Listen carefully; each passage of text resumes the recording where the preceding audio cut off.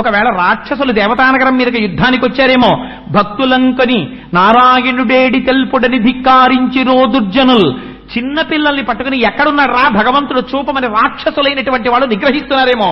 ప్రహ్లాదాదులకు వచ్చినటువంటి కష్టం. అందుకని ఇటువంటప్పుడు స్వామి వెడుతుంటాడు. ఏమో ఏం జరిగిందో అని అమ్మవారు ఆశ్చర్యపోతోందిట. ఈ చుట్టూ ఉన్న పరివారం అందరూ వచ్చి, అమ్మా ఇలా ఎప్పుడూ స్వామి వెళ్ళడం మేము చూడలేదమ్మా, ఎక్కడికెడతాడో అడగడానికే మాకు భయం వేస్తోంది తల్లి, నువ్వెళ్ళడుగమ్మా అంటారు వాళ్ళు. ఏమడుగుతుంది? ఒక పక్క పవిటకం కట్టుకుని వెళ్ళిపోతున్నాడు. ముందుకెడదామంటే అడుగులలో అడుగులు పడిపోయి తడబడి కింద పడిపోతుంది తల్లి. ముందుకెడితే మాట్లాడేలా లేడు స్వామి, చెమటలు పట్టి గబ గబ గబ గబ ఆంగలేసుకుంటూ వెళ్ళిపోతున్నాడు. మధ్యభాలు పడిపోయి ఇంకా మళ్ళీ మధ్యభం రక్షింపబడే వరకు పోతన గారికి అంత ఆర్తితో పడ్డాయి పద్యాలు పోతన గారి దగ్గర. అందుకని అంత తొందరగా వెళ్ళిపోతుంటే, అడిగెదనని కడుబడి జను అడిగిన తన మగడు నుడుబట నిన్నడయ్య డగున్ వెడబెడ్డ సిడ్డిముడ్డిత డబడ్డ నడ్డుగిడ్డదు జడ్డిమ నడ్డుగిడ్డునే డలన్. ఆ తడబడిపోయి అడుగులు తడబడిపోతూ ఆయన కాళ్లలో కాళ్లేసుకుంటూ నడవలేక పరిగెత్తుతూ చెమట పడుతూ వెళ్ళిపోతోందిట. అసలు కష్టమంతా ఎవరికొచ్చింది? వెళ్ళిపోతున్నాయని బాగానే వెళ్ళిపోతున్నాడు. కష్టాలన్నీ పాపం మామకొచ్చాయి. ఎందుకని? నిటలాలకములంట నిబురు ఝుంఝుమ్మ నిముఖ సరోజము నిండము సురుదేంట్లు నలుల నోపగజిల్క అని ఆ చిలుకలు పెదవిని కొరకడానికి వచ్చేయట.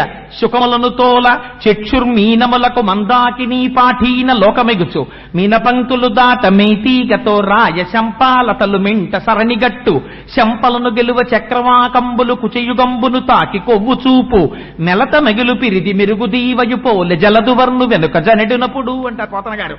నిటలాలకములంట నిబురు ఝుంఝుమ్మ నిముఖ సరోజము నిండము సురుదేంట్లు. అమ్మవారు వెళ్ళిపోతుంటే అమ్మవారి ముఖాన్ని చూసి పద్మాననే పద్మవూరు పద్మాక్షి పద్మ సంభవే కదా, అమ్మో ఎంత పెద్ద పద్మం వచ్చిందో, ఇందులో ఉన్నటువంటి తేనె తాగుదామని తుమ్మిదలన్నీ వచ్చేసాయిట.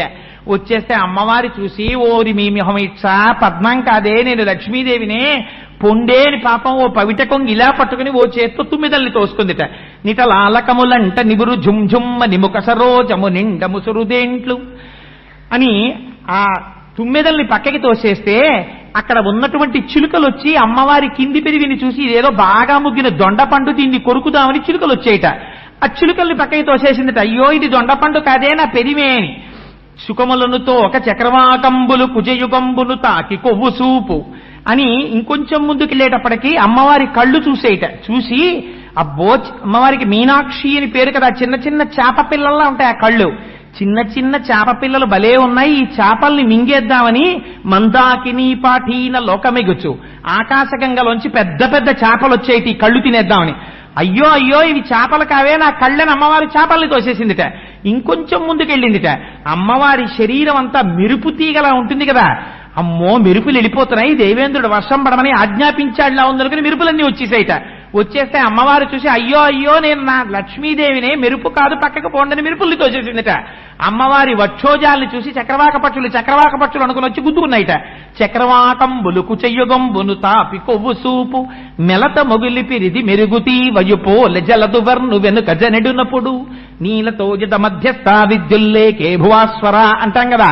అలా స్వామి వెనకాతల వెళ్ళిపోయేటప్పుడు అమ్మవారు అన్ని కష్టాలు పడి అయ్యతో కలిసి ముందుకెళ్ళిందిట.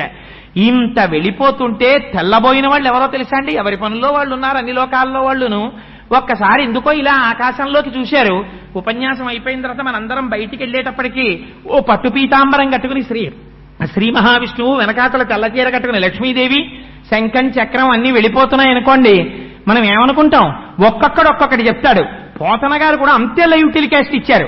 చను దించన్ ఘనుడల్లవాడే హరి పజ్జంగంటి రే లక్ష్మి శంఖ నినాదమ్మదే చక్రమల్లదే భుజంగధ్వంసియున్వాడే క్రన్నన నేతించ నటంచు నమో నారాయణాయేతి నిస్వనులై మృక్రిమింట హస్తి దురవస్థావక్రికించెక్రికిన్. ఒక్కొక్కళ్ళు చూశారట. అయ్యయ్యో చూశారా? చను దించన్ ఘనుడల్లవాడే హరి అరిగరిగరిగో స్వామిని చూడండి ఎంత అందంగా ఉన్నారో. జలధరదేహు నాజాను చతుర్బాహు సరసీ అసుత్ర కంకణ కేయూర శ్రీవత్సలంచనంచిత విహారు మరుకుండల ప్రభాజిత కుంతలలాటు వైఢూర్య మణిక నవర కిరీటు.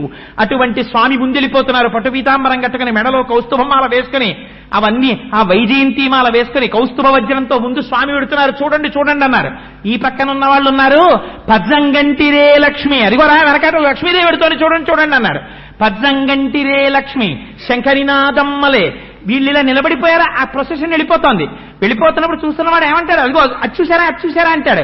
శంఖ నినాదం అదే, స్వామివారి చేతిలో శంఖం వెళ్ళిపోతోంది. చక్రమల్లది, అదిగో సుదర్శనం వెళ్ళిపోతోంది. చక్రమల్లది భుజంగధ్వంసియున్వాడే, అదిగో గరుత్మంతుడు ఒక్కడు వెనకాలెడుతున్నాడు. ఇవాళ స్వామి నడిచి వెళ్ళిపోతున్నారు. భుజంగధ్వంసియున్వాడే క్రన్నన నేతించ నటంచు వేల్పులు నమో నారాయణాయేటి నిస్పనులై